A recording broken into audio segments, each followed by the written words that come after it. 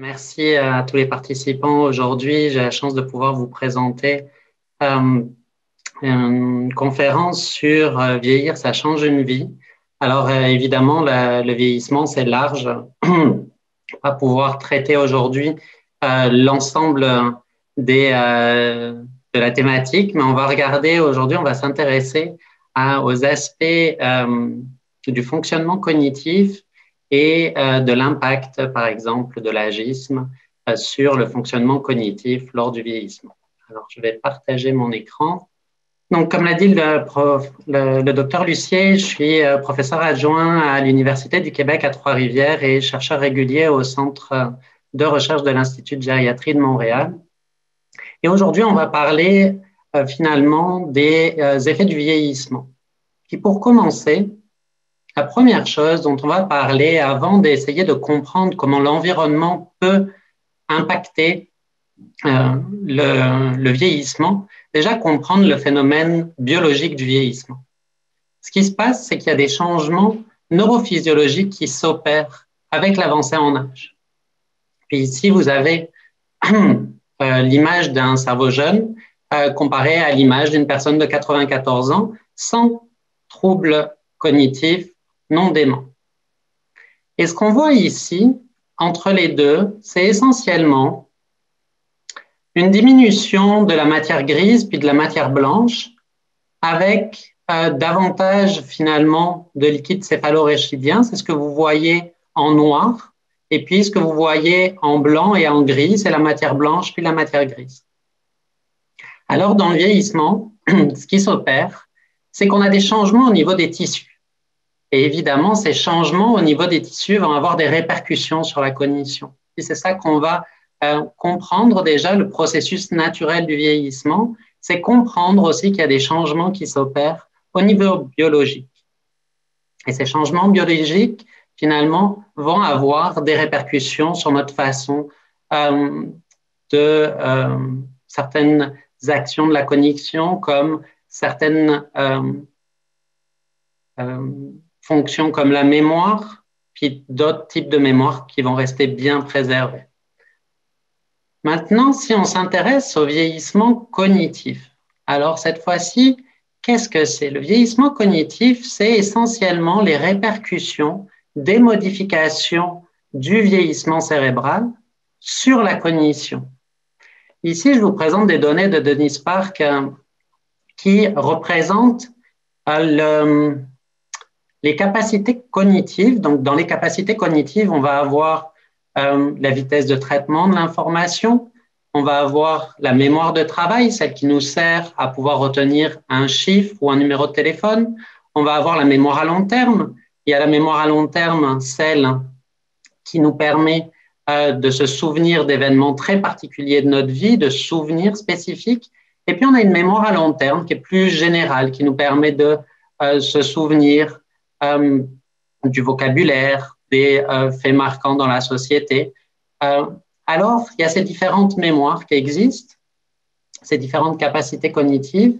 Et ce qu'on se rend compte, ici, vous avez en bas l'âge, l'avancée en âge des personnes de 20 ans jusqu'à des personnes de 80 ans. Puis cette étude, ce qu'elle a fait, c'est tout simplement de faire un bilan cognitif à des personnes de 20 ans, des bilans cognitifs à celles de 30 ans, de 40 ans, de 50 ans. Et qu'est-ce qu'on voit? Ce qu'on voit, c'est qu'il y a certaines fonctions cognitives qui vont diminuer tout au long de la vie. Premier événement, le vieillissement cognitif, ça n'arrive pas à 65 ans.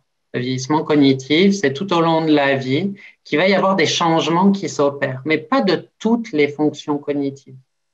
On voit en rouge des fonctions cognitives qui ont tendance à s'améliorer avec l'âge.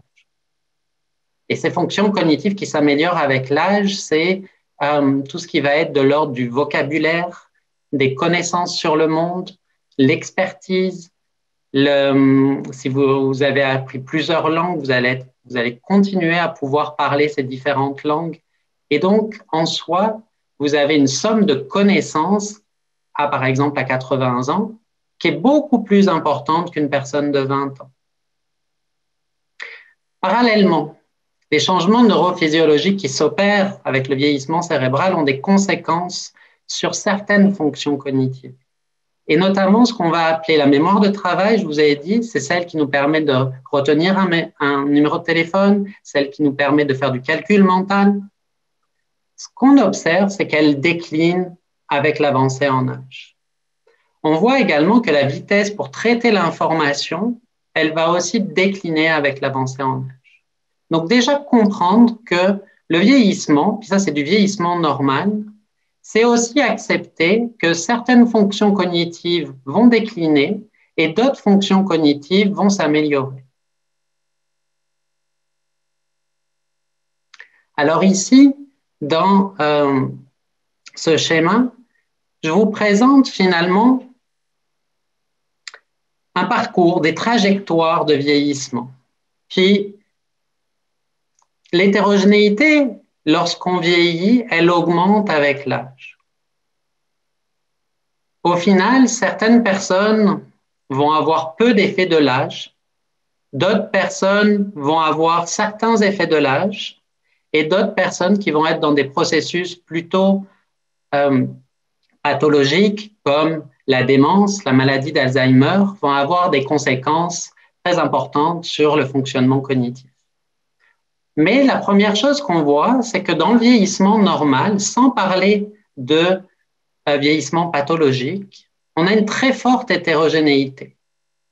À un même âge donné, on peut avoir une personne qui a une moins bonne mémoire qu'une autre personne qui a une meilleure mémoire, et pourtant elles ont le même âge. Alors, qu'est-ce qui explique ces différences? Et c'est ça qui nous intéresse dans le vieillissement, c'est de pouvoir expliquer les différences. Pourquoi certains ont plus de difficultés que d'autres, essayer de comprendre les processus. Le premier modèle que je vais vous présenter, puis la première hypothèse, c'est ce qu'on appelle la réserve cérébrale. Qu'est-ce que c'est?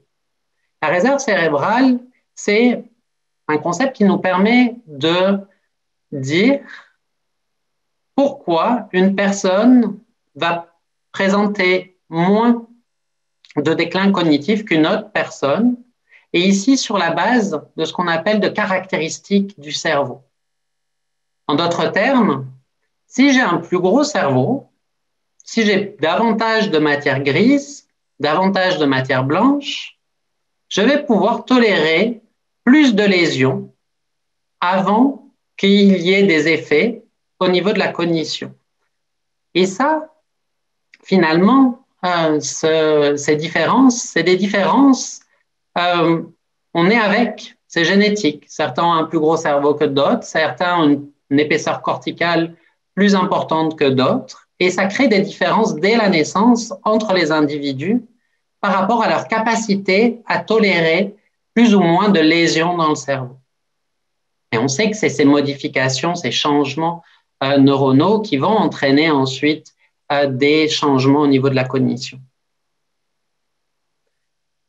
Mais évidemment, il n'y a pas que les facteurs génétiques, il n'y a pas que le fait d'avoir finalement un plus gros cerveau, un plus gros volume, qui va faire en sorte que les personnes vont être différentes dans leur vieillissement. Il va y avoir le parcours de vie. Et ici, c'est l'hypothèse de la réserve cognitive.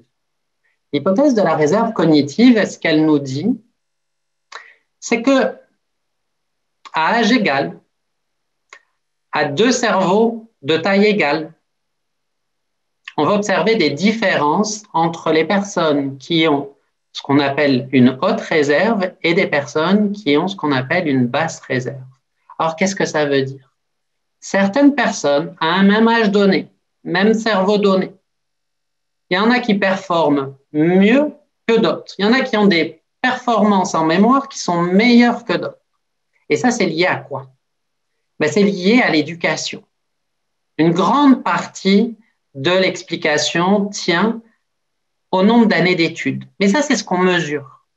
Ce qu'on mesure chez les personnes qui sont allées loin dans les études, c'est souvent que dans les premières années de leur vie, elles ont eu un milieu enrichi qui leur a permis en fait d'avoir une bonne alimentation, d'avoir des parents aimants, d'avoir des opportunités, d'avoir des sources de divertissement et d'éveil importantes. Mais il n'y a pas que l'éducation qui explique ces différences entre, à un même âge donné, une personne qui va avoir une meilleure mémoire qu'une personne qui va avoir une moins bonne mémoire. Ce qu'on observe, c'est qu'il va y avoir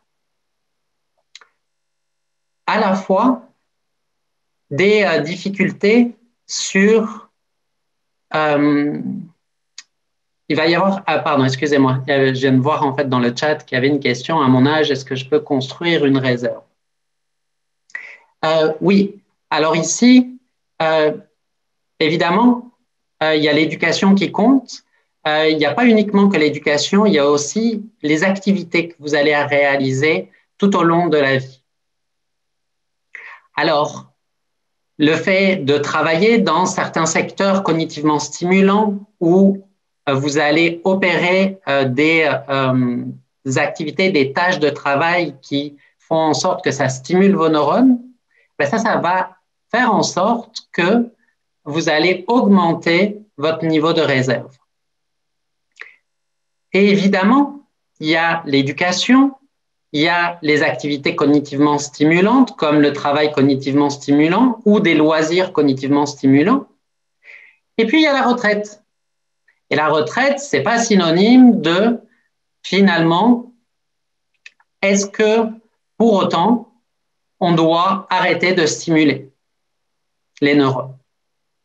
Et donc ici, on se retrouve avec cette possibilité de continuer à stimuler nos neurones en adoptant des activités cognitivement stimulantes, des choses qui nous intéressent, pour faire en sorte, et là c'est tout le point de ce modèle, qu'on puisse tolérer davantage de changements cérébraux, neurophysiologiques, avant que ne s'opèrent des changements au niveau de notre cognition. En d'autres termes, on va essayer de ralentir et de rester le plus haut niveau de fonctionnement parce qu'on continue à avoir des activités cognitivement stimulantes, à maintenir nos capacités et donc ça va nous protéger d'une certaine façon pour ne pas décliner. Alors en réserve, au final, est-ce que c'est inné, est-ce que c'est acquis, ces questions de réserve? Est-ce que moi, je peux construire une nouvelle réserve?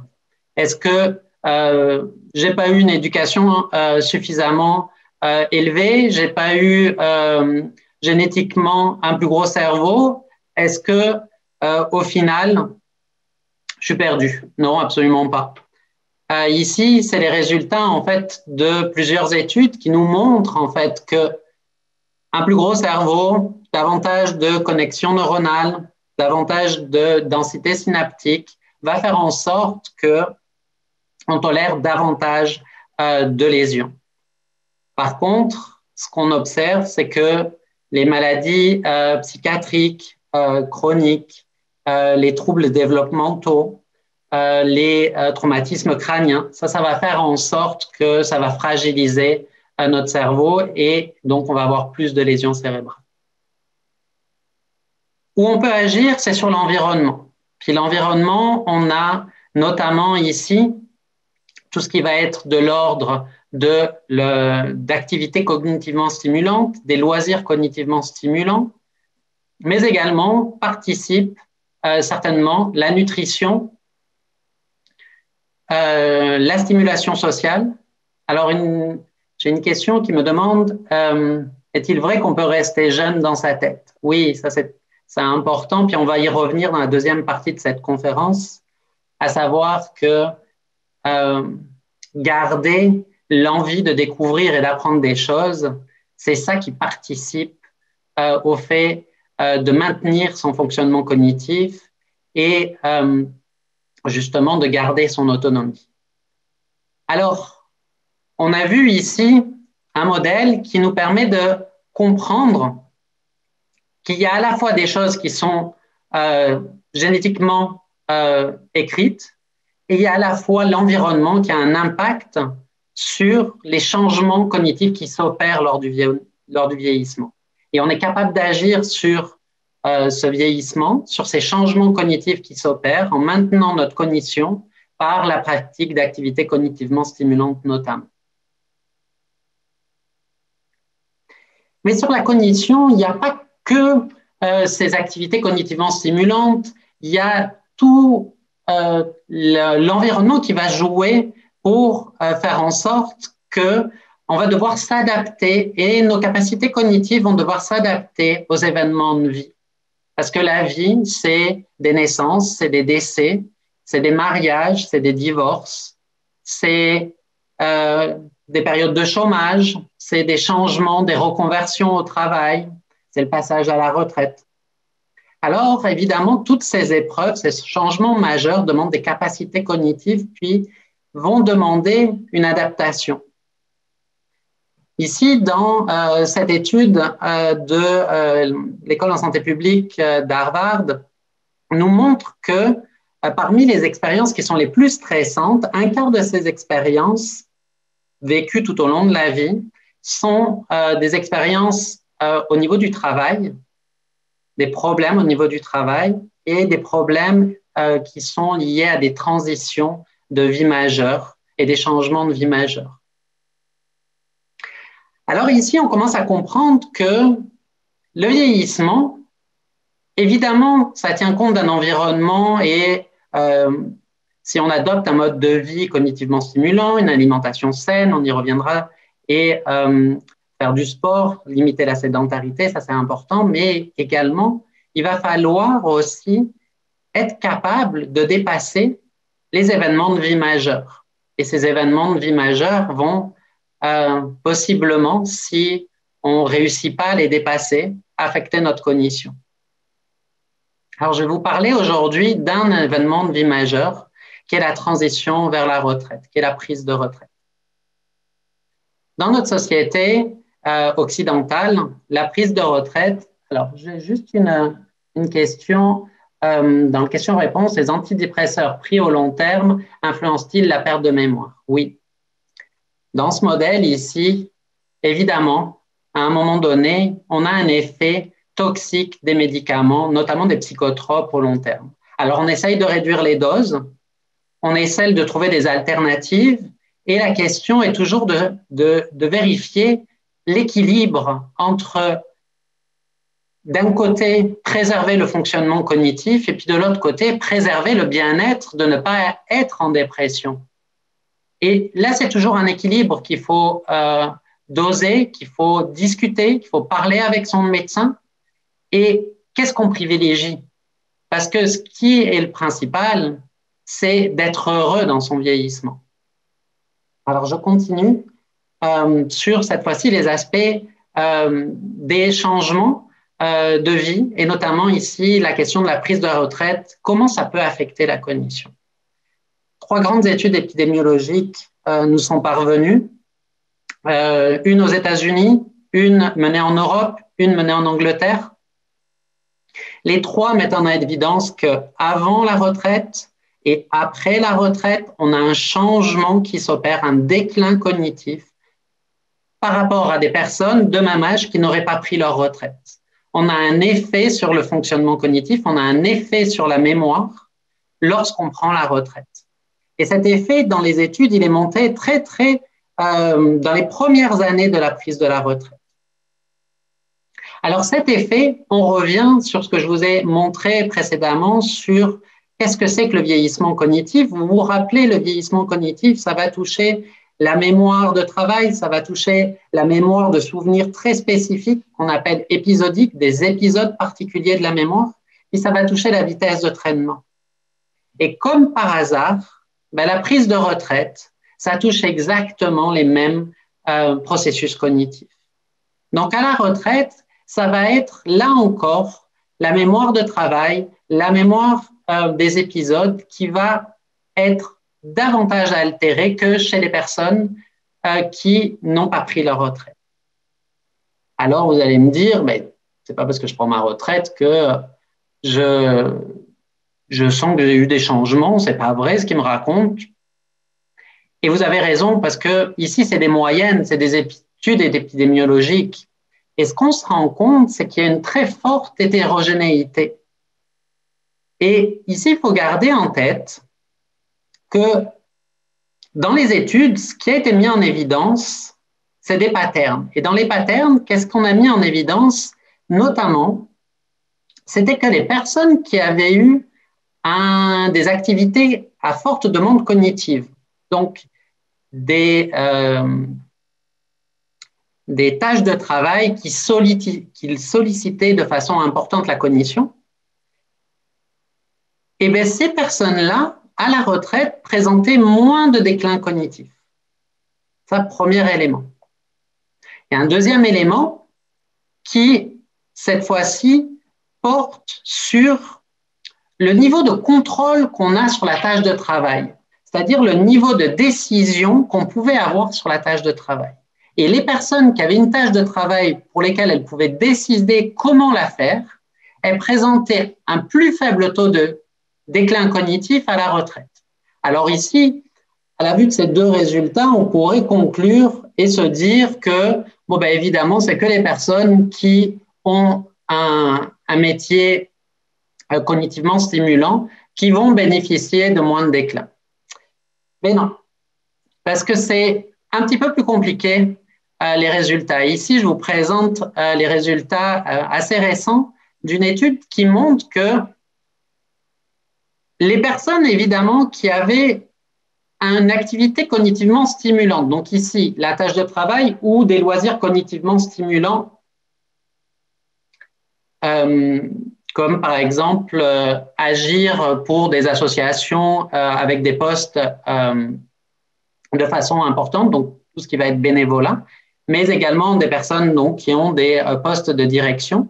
Ça, ils ont un avantage avant de prendre leur retraite, ils ont des meilleures performances cognitives. Mais de façon étonnante, c'est ces personnes-là qui vont avoir un plus fort déclin cognitif à la retraite. Alors que chez les personnes qui avaient moins d'activités cognitivement stimulantes, ce qu'on observe, c'est que le déclin est moins prononcé.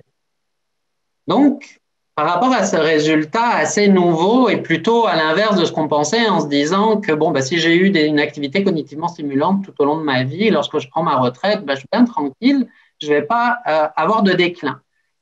Ce que ça montre, en fait, c'est que de prendre la retraite, ça amène du déclin. Qu'est-ce qui se passe pour que ça amène du déclin?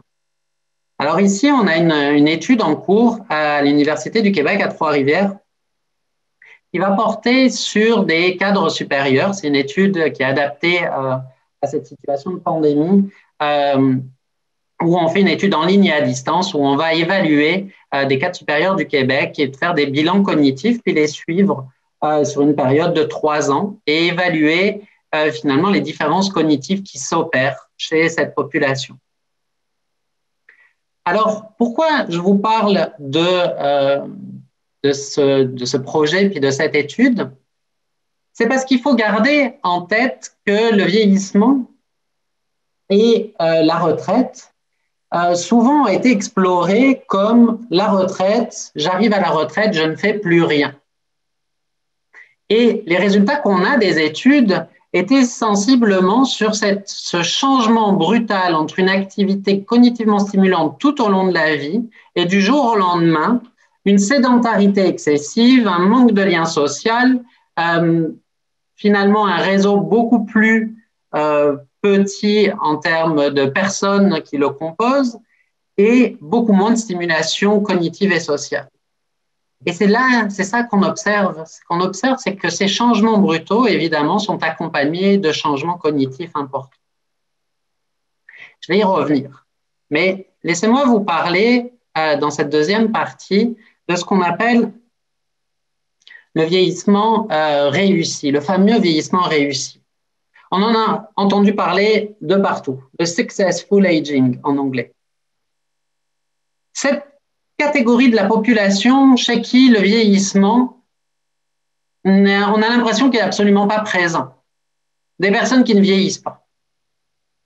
Alors, je vais ici vous présenter des exemples inspirants de personnes chez qui on a l'impression que le vieillissement n'opère pas. Nancy Pelosi, qui est présidente de la Chambre des représentants des États-Unis, 80 ans. Ruth Bader Ginsburg, qui vient de décéder en septembre dernier, qui était jusqu'à l'âge de 87 ans juge à la Cour suprême des États-Unis. Et ici à Montréal, Brenda Milner, 102 ans, qui est toujours professeure à l'université McGill, qui a été une des pionnières en neuropsychologie et qui a permis en fait de comprendre les liens entre mémoire et l'architecture du cerveau, et notamment le lobe temporal interne et les hippocampes. Alors, ici, 3 exemples de vieillissement réussi, 3 exemples aussi de personnes qui n'ont pas pris leur retraite. Là encore, à garder en tête cette idée que la retraite, synonyme de inaction, est peut-être quelque chose en fait à réfléchir. Au contraire, la retraite devrait être synonyme en fait de faire les choses qui m'intéressent, m'intéresser à des choses, continuer tout ce que je n'ai pas pu faire parce qu'il fallait travailler, parce que j'ai dû faire un travail pour vivre. Mais maintenant, à la retraite, je vais pouvoir commencer des choses que je pensais ne pas pouvoir faire. Alors, ça nous amène, cette question du vieillissement réussi, à réfléchir à de quoi on parle quand on parle de vieillissement réussi. Et c'est un peu un mélange dans ici des travaux qui ont essayé de mettre en lien le successful aging, vieillissement réussi. Il y aurait des aspects subjectifs et puis des aspects objectifs qui le définissent, des aspects qui sont en lien avec la santé, des aspects en lien avec l'activité physique, avec le fonctionnement cognitif, et des aspects qui sont plus en lien avec le bien-être psychologique, avec l'engagement dans des activités sociales au niveau de la vie, la santé dans le vieillissement actif, le bien vieillir.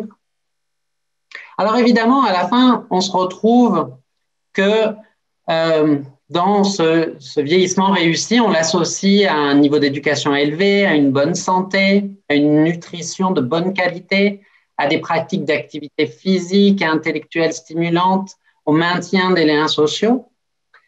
Mais en prônant aussi ce vieillissement réussi, d'une certaine façon, on se demande jusqu'à quel point il faut réussir son vieillissement.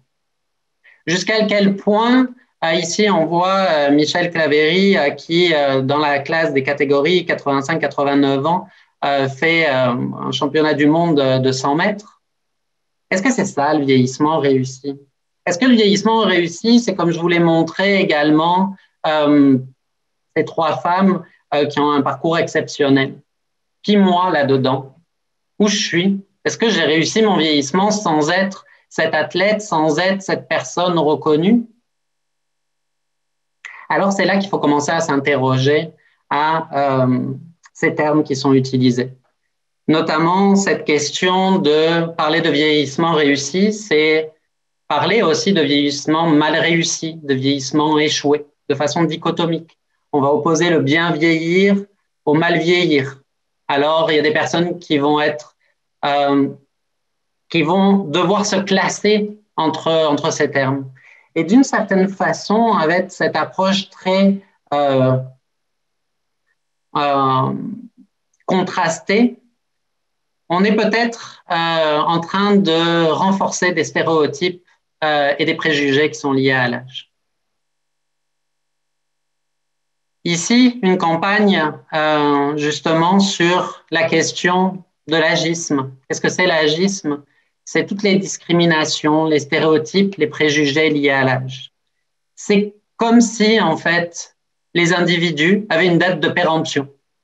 À un certain moment donné, un médecin, parce qu'il est trop vieux, il faut qu'il prenne sa retraite. Un travailleur, parce qu'à un moment donné, il est trop vieux, il faut qu'il prenne sa retraite. Et ces préjugés, ces stéréotypes, ces discriminations, on en vit au quotidien.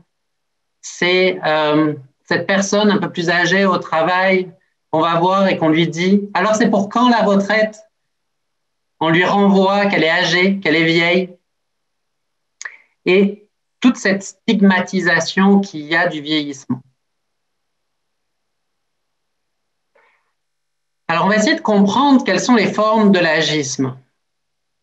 Il y a des formes de type stéréotype qui sont, je pense que les personnes âgées sont un fardeau pour la société. Ça va être des stéréotypes. C'est des représentations qui sont ancrées en moi, que j'ai internalisées, que j'ai sur le monde. J'ai des préjugés aussi. Par exemple, je n'ai pas de plaisir à converser avec les personnes âgées. Et puis, il y a les discriminations. J'essaye de ne pas interagir avec les personnes âgées. On voit ici qu'il y a plusieurs façons que l'agisme agit dans la société. Le premier à utiliser ce mot, c'est Robert Butler, un gérontologue américain qui, en 1969, a créé ce terme pour désigner ce qu'on appelle le malaise entre des jeunes et des adultes d'âge mûr face à la vieillesse. Donc, ici, on était vraiment dans une situation où c'était les personnes âgées qui étaient discriminées. Puis dans une définition un peu plus opérationnelle, un peu plus actuelle aujourd'hui, l'agisme, c'est pas que pour les personnes âgées, c'est dès qu'on fait référence à l'âge et dès qu'on discrimine les personnes, quel que soit leur âge. L'agisme, c'est à l'âge ce que le sexisme est au genre, ce que le racisme est à la couleur de peau. C'est qu'on discrimine. Et malheureusement, l'agisme, aujourd'hui, dans notre société, c'est socialement accepté. C'est socialement accepté de faire des blagues sur l'âge. C'est socialement accepté que de dire à une personne, en fait, qu'elle n'est plus utile parce qu'elle est vieille. Et les stéréotypes, malheureusement, dans notre société, sont des stéréotypes sur la jeunesse, sur le fait de renforcer, de nier le vieillissement. Et le modèle, finalement, de la société serait un modèle d'un être humain éternellement jeune. Ça nous amène ici à un sondage qui a été fait par l'Université du Michigan sur l'agisme au quotidien. Ici, c'est un questionnaire chez des personnes âgées de 50 à 80 ans. Et de façon étonnante, c'est 82% de ces personnes qui répondent à ce questionnaire qui identifient chaque jour des discriminations liées à l'âge, des expériences d'agisme. La plupart du temps, ça va être des messages qui sont agistes. Mais c'est également au niveau des interactions interpersonnelles qu'on va y avoir des choses qui nous sont dites par rapport à notre âge. Et une partie, c'est tout ce qu'on a internalisé. Je vais revenir sur cette notion d'internalisation des stéréotypes et de cette pression finalement que parce qu'on est vieux, on ne sert plus à rien. Parce que c'est la société qui véhicule cette notion. Alors l'agisme, ça a des conséquences. Ça a des conséquences sur le fonctionnement cognitif, je vais y venir, ça va être le but de la fin de cette présentation. L'agisme, ça a des conséquences sur la santé mentale, ça a des conséquences sur la morbidité, sur le fait de développer des maladies, ça a des conséquences sur l'espérance de vie. Une espérance de vie plus faible est associée à ceux qui sont victimes d'agisme et qui l'ont internalisé. C'est associé à des sentiments de détresse et de solitude. Plus la personne vit des événements de vie agiste et plus elle va s'exclure de la société, plus elle va se marginaliser, plus elle va penser en fait qu'elle ne sert pas à la société. Alors, on est confronté ici à, mais pourquoi en fait le fait de dire à une personne, ben, t'es vieille, tu ne sers plus à rien, pourquoi ça va avoir des conséquences? Mais parce qu'à force de les entendre, ces questions, ces commentaires, eh bien, on va, selon la théorie du stéréotype dans la peau, ce qu'on appelle la cognition incarnée, c'est l'idée en fait que l'exposition à tous ces stéréotypes négatifs vis-à-vis de l'âge font qu'à la fin, on internalise l'agisme, font qu'à la fin, on partage ces représentations, font qu'à la fin, le vieux, c'est pas moi, le vieux, c'est l'autre. Le vieux, c'est l'autre qui est incapable. Mais au fur et à mesure du vieillissement, qu'on commence à se voir vieillir et qu'on se voit être vieux, on commence à accepter le fait qu'on est incapable.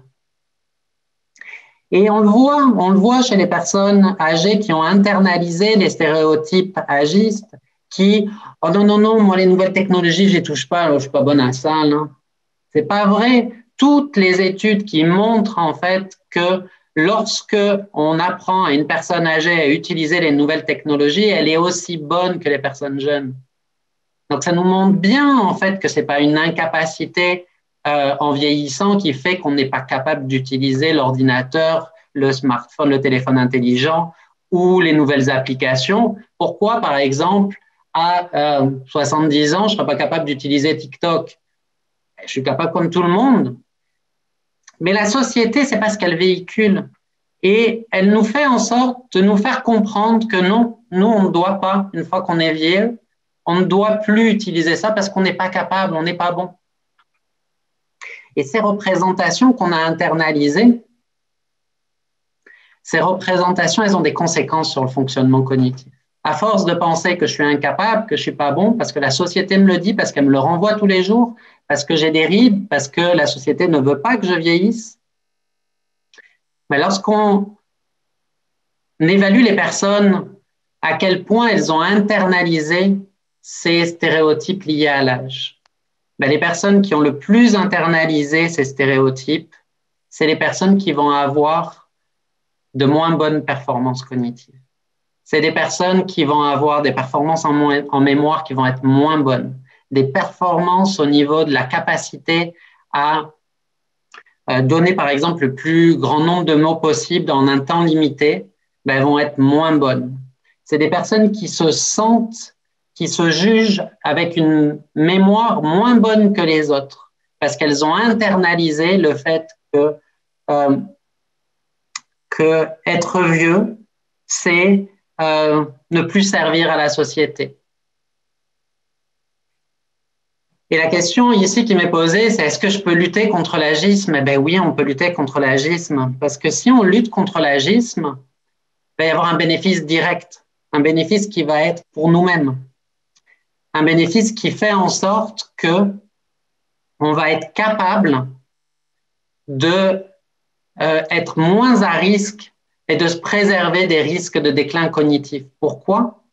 Parce que plus notre société va éliminer l'agisme, moins vieillir va être négatif, moins je vais internaliser cette représentation-là et plus je vais accepter mon vieillissement comme étant normal, comme étant quelque chose du parcours de la vie.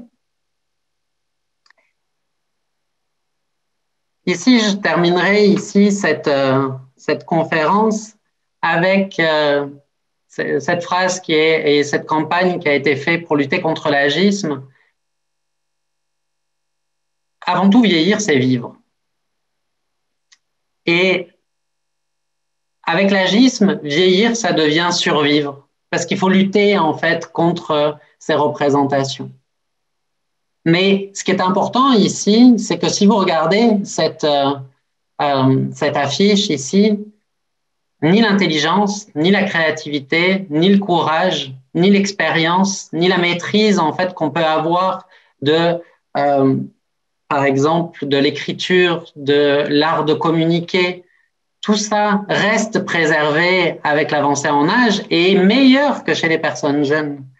Alors, c'est à nous à changer les représentations, à mettre davantage de l'avant l'expérience des personnes âgées dans la société, à les valoriser pour faire en sorte qu'il y ait moins d'impact des stéréotypes agistes et des conséquences que ça a sur le vécu de l'individu et sur son fonctionnement cognitif.